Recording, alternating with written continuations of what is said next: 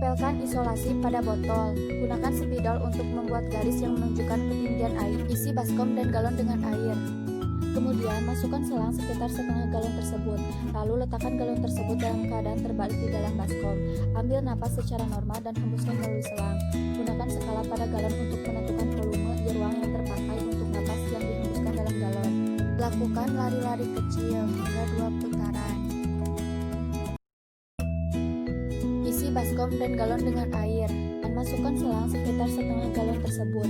Lalu letakkan galon tersebut dalam keadaan terbalik di dalam baskom. Ambil napas secara normal dan hembuskan melalui selang. Gunakan skala pada galon untuk menentukan volume air ruang yang terpakai untuk napas yang dihembuskan dalam galon.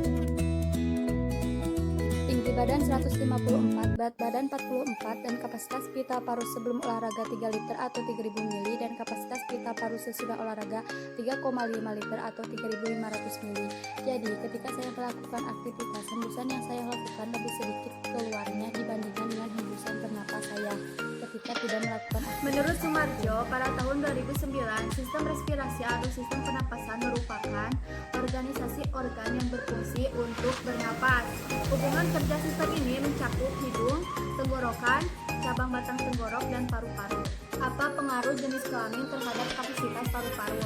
Nah, jadi jenis kelamin mempengaruhi kapasitas pita paru-paru. Nah, perbedaannya pita paru ini bisa disebabkan karena perbedaan kekuatan otot pria dan wanita, jumlah hemoglobin, dan luas permukaan tubuh. Jelaskan faktor-faktor yang mempengaruhi kapasitas paru-paru manusia. Nah, jadi yang pertama itu ada usia. Dalam keadaan normal, kedua paru-paru dapat menampung sebanyak kurang lebih 5 liter. Saat ekspirasi terjadi, di dalam paru-paru masih tertinggal kurang lebih 3 liter di udara. Nah, orang dewasa 16 sampai 18 kali per menit, anak-anak 24 kali per menit, bayi 30 kali per menit. Yang kedua, jenis kelamin. Kapasitas pita paru-paru berpengaruh terhadap jenis kelamin seseorang. Kapasitas dan volume paru-paru pada wanita lebih kecil daripada pria. Terus yang ketiga ada status gigi. Nah, status gigi seseorang dapat mempengaruhi juga kategori kurus dan tinggi, biasanya kapasitas vitalnya lebih dari orang gemuk atau pendek. Udara kidal yaitu volume udara hasil inspirasi atau ekspirasi pada setiap kali bernapas normal. Kira-kira sebanyak kurang lebih 500 ml pada rata-rata orang dewasa muda.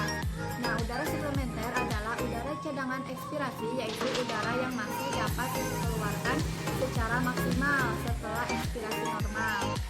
Terus volume udara suplementer 1500 cc udara suplementer, yaitu jumlah udara yang masih dapat dikeluarkan dengan ekspirasi kuat pada akhir normal.